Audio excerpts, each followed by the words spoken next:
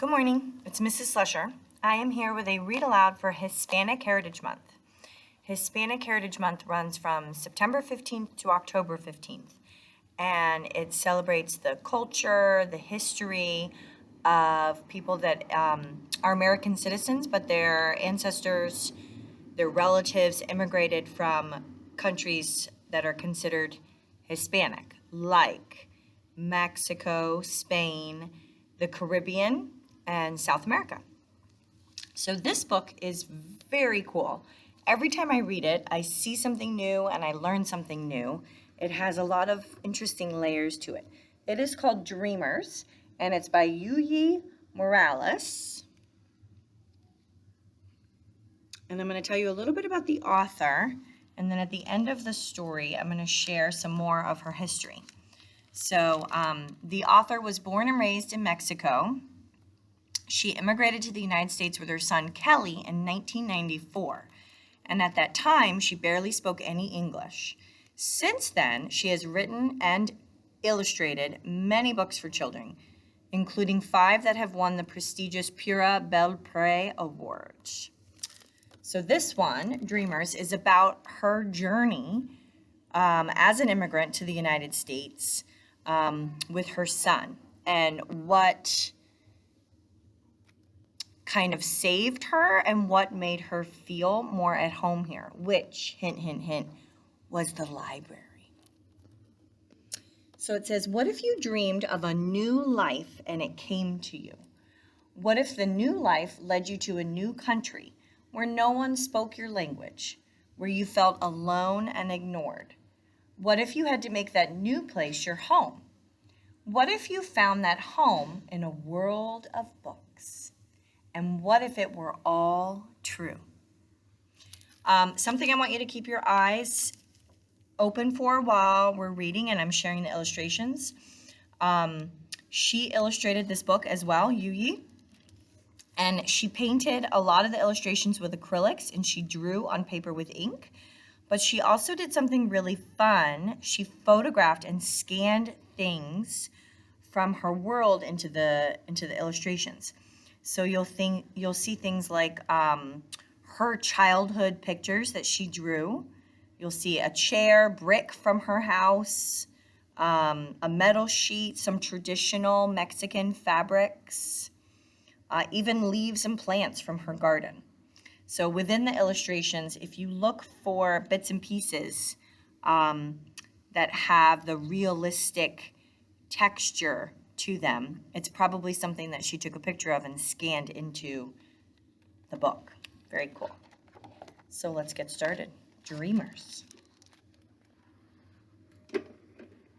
So right on this page, I think you can already see, here are some of the childhood pictures that she probably drew and she scanned in to her book. I dreamed of you, then you appeared. Together we became resplendent life, you and I. Amor, love, amor. And amor, of course, means love in Spanish. And you can infer that that is her son.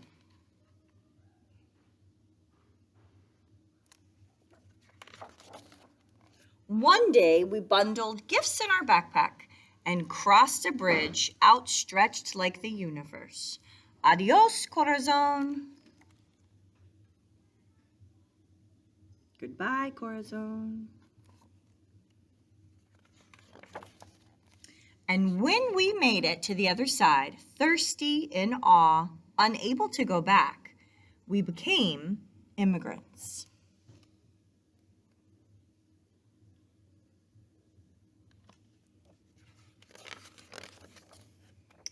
Migrantes, you and I, the sky and the land welcomed us in words unlike those of our ancestors.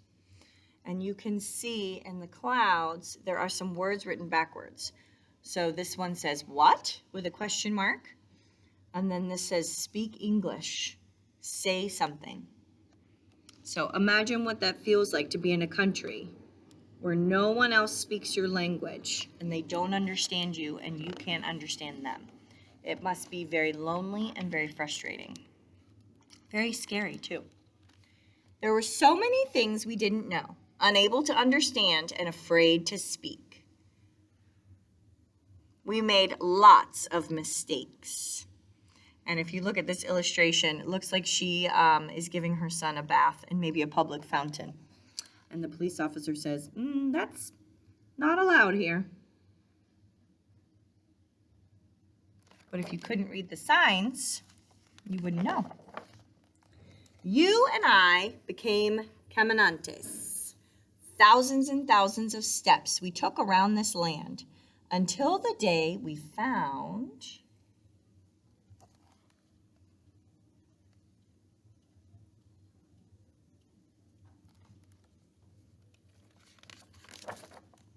a place we had never seen before.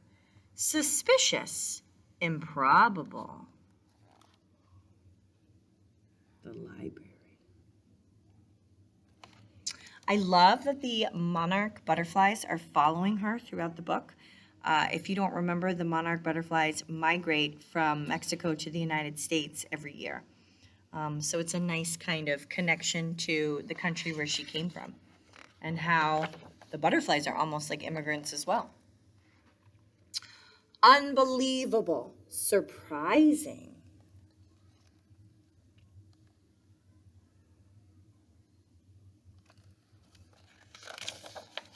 Unimaginable.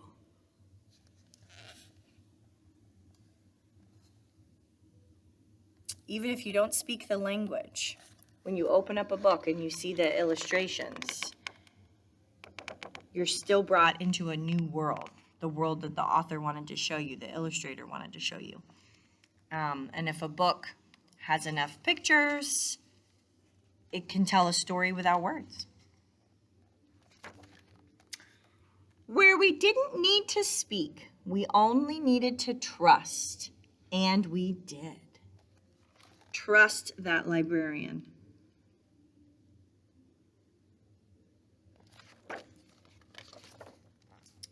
Books became our language. Books became our home. Books became our lives. We learned to read.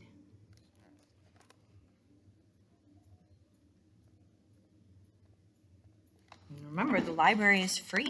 You can go and you can check out as many books as you want. So it didn't cost any money. To speak, to write, and to make our voices heard.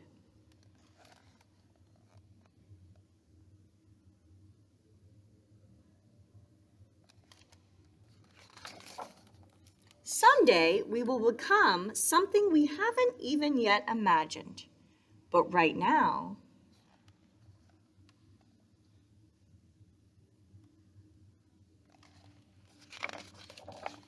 we are stories, we are two languages, we are lucha, we are resilience, we are hope, we are dreamers, soñadores of the world.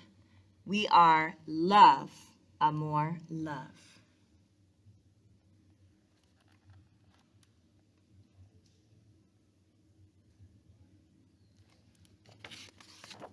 So here's a little bit about the author's story. She says her story began in 1994 when she crossed a bridge with her 2-month-old son, Kelly, from Ciudad Juarez, Mexico, into Texas. And though she didn't know at the time, it was a new life in a strange and unfamiliar place. Once in America, she was surprised by the quietness of the streets and how the houses were lined up neatly, and by the cold winds of San Francisco. She had come with her son to meet his great-grandfather, Ernie, who was sick and wasn't expected to live much longer. She had also come to America to marry Kelly's father, who was a U.S. citizen. She said that she wanted to return to Mexico afterward, but was shocked to learn that because of U.S. immigration rules, her new status was a permanent resident. So she was expected to remain in the United States, and she had become an immigrant. Like most immigrants, she missed things that were familiar: her family, food, friends, and her job, and the ability to communicate and be understood. In this new place where she didn't speak the language, it was as if no one noticed she existed, as if her words and actions didn't count. But then one day, Kelly's grandmother brought them to the public library. She says, I had never been in a place where you could just take books from the shelves without asking and without being scolded for taking them. And there were picture books. She was amazed at the power of their illustrations. And even though she couldn't understand the words, she understood the story and the realization that would come to inspire her later on. So during those first few years, she visited many libraries, and her son would check out hundreds of books. And the most important thing that she learned in the library is that through books you can find your path and your purpose. And her purpose was to tell stories. Very cool.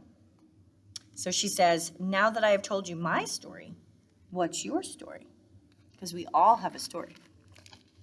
So thank you for joining me in this read aloud to share a little bit for Hispanic Heritage Month.